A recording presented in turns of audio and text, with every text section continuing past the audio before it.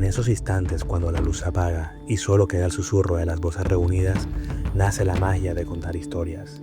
Es ahí donde aprendemos quiénes somos, de dónde venimos y qué creemos. Los mitos y leyendas no son solo relatos, son la esencia de nuestra identidad, la huella de nuestra forma de ser. Y, más allá de todo, encierran un profundo respeto por el lugar que habitamos. Pero hay momentos en que esas historias, esas leyendas, se entrelazan con la realidad y lo inexplicable se asoma a nuestras vidas. Bueno, imagínense que en el año 2019, yo me quedaba donde mis tíos. Entonces estábamos mis tres primas y yo. Y mi prima más chiquita, en esa edad, no sabíamos que ella veía cosas. Entonces estábamos los dos muy tranquilos y ella me dice: Juan, hay un señor en las escaleras. Y yo, ¿qué va a haber un señor en las escaleras? Ahí no hay nada. Yo seguí jugando y seguí jugando hasta que sube mi tía, asustada, y nos dice: Gabriela vio a un señor en las escaleras. Y nosotros quedamos como que ella estaba diciendo eso, pero nosotros no le creímos absolutamente nada. Cuando ya Gaby nos empieza a contar cómo fue todo, Gaby estaba sentada y ve a la mamá bajando de las escaleras y le dice: detrás tuyo hay un señor con un sombrero grande, todo largo, y está detrás de ti. Mi tía se quedó asustada, muy asustada.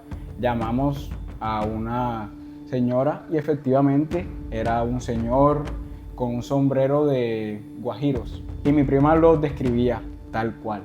Y es la hora y yo creo que no se le ha olvidado nunca eso de que lo vimos. Si no se me ha olvidado a mí, que no lo vi, ahora ella que sí lo vio.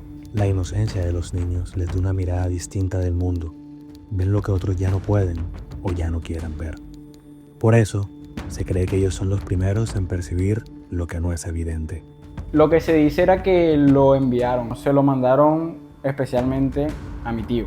Él se ganó un puesto y la señora que estaba en ese puesto claramente tenía que salir para que él entrara. Entonces la señora hizo hasta lo imposible porque él no entrara ahí, y era ella la que estaba mandando todo eso.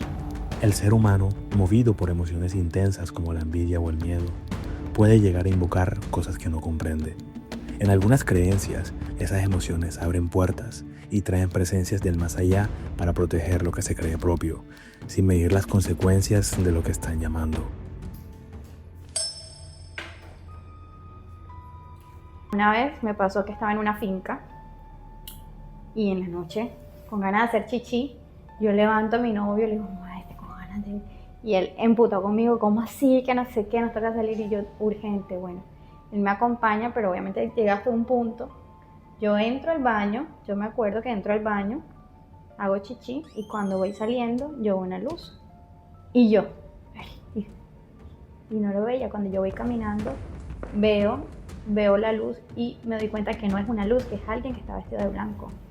Pero yo lo vi vestido de blanco, esto se me eriza la piel porque fue terrible. El man estaba vestido de blanco, tenía un sombrero blanco y él, o sea, yo no le veía la cara y él levanta y sonríe. Eso sí lo recuerdo tanto. Y ahí yo comencé a gritar y cuando él me agarra: "¿Qué pasa?" Y yo le dije: "Hay alguien ahí." Entonces él me decía: "Ahí hay una huaca, nosotros ya sabemos, pero no hemos sido capaces de desenterrarlo." Una huaca es más que un tesoro enterrado.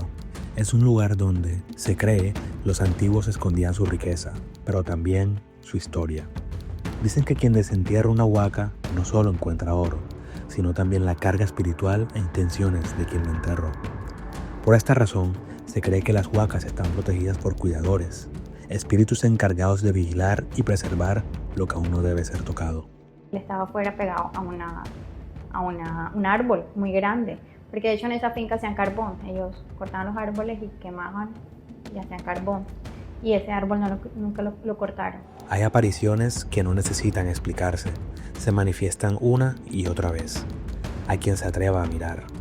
Algunos las llaman fantasmas, otros guardianes, pero en nuestra cultura son señales, advertencias antiguas, y cuando se presentan no lo hacen para ser entendidas, sino para imponer respeto.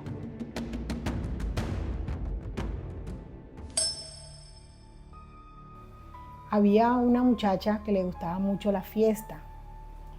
Toda fiesta del mar, carnavales, todo lo que viniera se le perdía. La mamá le tenía ya dicho que le iba a pasar algo malo, pero la mamá nunca pensaba en algo del más allá, sino algo que le podía pasar, de que le pasara un accidente, de que tuviera algún problema fuera de la casa.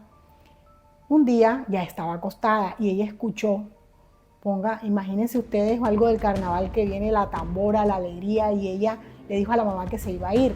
La mamá le dijo, ¿cómo se te ocurre si tú no sabes qué es eso? No, mamá, sí, yo a alguien tengo que conocer ahí. Y aunque la mamá no la dejó, ella se fue de la casa. Venían personas, ¿no? Cantando, bailando, tamboras, de todo. Ella empieza a bailar con la gente, se mete entre la gente y le dan una vela muy grande. Es más, se asemeja a esta que tenemos acá. Y ella con su vela encendida va, baila, goza, disfruta. Se siente muy cansada y decide volver a la casa. Entra y coloca la vela en la mesa. Va y se acuesta. Al día siguiente, cuando la mamá se levanta muy temprano y va a la mesa, lo que hay ahí es un hueso del fémur de una persona. Un hueso de fémur en la mesa. La mamá al ver eso le da tanto miedo y empieza a gritar, ¿qué es esto? ¿Esto de dónde lo sacaron? La hija al ver que la mamá grita se levanta y va a ver y le dice, mamá, ¿qué pasó? Hija, ¿esto qué es esto? ¿Esto es el hueso? No, mamá, yo no sé qué es eso. La hija también se asusta y le dice, no, yo lo único que dejé ahí fue la vela que me dieron ayer. Y la mamá empieza a sentir algo malo. Yo te lo he dicho, que algo pasó. ¿Esos quiénes eran? Y la mamá y ella escuchaban la música, más los vecinos, nadie escuchó la música. Asustados, no sabían qué hacer con ese hueso, lo echaron en la basura para botarlo muy lejos. Ese mismo día, en la noche, nuevamente se escucha la música, el mismo sonido de la noche anterior. La mamá se levanta y le dice, ¿qué vas a hacer? Y ella dice, mamá, tengo que ir a esa fiesta, no sé, pero tengo que ir. Cuando ella va a salir, en la mesa nuevamente está el hueso. Y ella dice, yo voy a devolver este hueso. Y la muchacha quiso llevarlo porque según ella, si ella lo entregaba, ya no iba a pasar más nada. Y ahí es donde uno entiende que hay llamados que no se pueden ignorar. Porque en este tipo de historias, cuando algo te llama o te atrae, es porque ya no haces parte de aquí del todo. Cuando ella va a la fiesta, ya no eran personas, sino eran puras calaveras que iban bailando. Y dicen que ahí en adelante la mamá nunca más volvió a ver a la niña. Salió de su casa con el hueso en la mano, nunca más volvió. A veces las historias no cierran, quedan abiertas, como puertas entre dos mundos. En estas experiencias, donde la frontera entre los vivos y los muertos se vuelve invisible, hay quienes sienten que esas velas y huesos no son solo símbolos, sino puentes hacia algo que no se ve, pero se siente. Dicen que la mamá desde entonces mira la mesa con los ojos vacíos, como si aún pudiera aparecer algo. Un hueso, una vela o la sombra de su hija regresando por fin. Pero no, lo único que queda es el silencio. Bueno, fue terrible, fue terror. En mi época no había eso de diapositiva, nos tocaba a mano todo, carteleras y todo, y me tocaba hacer una manualidad y tarde de la noche fue que me acordé. Y bueno, ya a esa hora no le podía decir a mi mamá que me ayudaba porque sabía que era una paliza fija. Y lo que hice fue ponerme a hacer el trabajo yo sola. No sé, comencé como a las 8:30 de la noche. Yo estaba ahí haciendo mi tareita, ya se había hecho tarde, exactamente no sé qué hora era, pero hubo un momento en que todo quedó en silencio, completamente en silencio, y de repente comienzo a escuchar a sentir como que cuando alguien te mira, y de repente comienzan a carcajearse, pero era una carcajada como de un niño, muy fina, o sea, como un niño muy burlón. Y cuando volteo, me di cuenta que había un viejito, pero era chiquitico. Me acuerdo que cuando él vio que yo lo miré, él sonrió y los dientes y sus ojos eran raros. O sea, no eran ojos de una persona humana. Me di cuenta que era como hora de dejar lo que estaba haciendo. Dicen que los duendes son dueños de casa. No porque se apoderen de esta, sino porque reclaman respeto. Y cuando no lo reciben, se hacen notar. Algunos ayudan, otros solo travesean, y hay quienes pueden llegar a asustar si sienten que no se les respeta o se duda de su existencia. Y escuché después de eso que como que le aparecían a varias personas más. Fue terrible. No sé a qué se debió, si era como mi, no sé, falta de obediencia o la hora o un momento pensé que era mi imaginación, pero cuando lo vi, o sea, fue impactante. No, o sea, fue como un aviso de que ya, vete a acostar. Eso fue horrible. Y pues de hecho, en mi casa vi varios duendes. Mi papá decía que eran que mi abuelo los había puesto por el tema del oro. Entonces, que eran duendes que cuidaban oro, él decía. Pero vi muchos. Obviamente ellos no son así como que vestidos de verde y van con su cosita de oro, no. O sea, se ven como personas, niños, pero cuando tú los comienzas a detallar te das cuenta que tienen rasgos de muy ancianos. Lo que nos dijo mi tía Bere fuera que lo mandáramos a hacer algo imposible. O sea, que cuando nos volviera a salir le mandáramos a hacer algo imposible, como vacía el mar con un colador o cosas así. Como para poner una tarea que ellos hicieran algo y se fueran de donde estábamos nosotros. En Colombia, los duendes son vistos como criaturas del mundo de lo fantástico, lo desconocido y lo espiritual.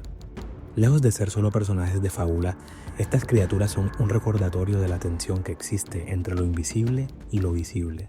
El solo hecho de contar estas historias, de registrarlas y escucharlas, les otorga valor. Lo vivido se vuelve valioso en tanto se cuenta, se comparte y se recuerda. Las historias que escuchamos de los demás son mucho más que palabras. Son lo que nos define, lo que nos conecta con nuestra gente y con nuestro pasado. Cada historia es un pedazo de nuestra identidad, algo que no podemos dejar que se borre. Mantener viva esa tradición es cuidar de nuestras raíces y recordar de dónde venimos. Porque en esas voces hay vida, valores, enseñanzas y cultura que vale la pena seguir escuchando.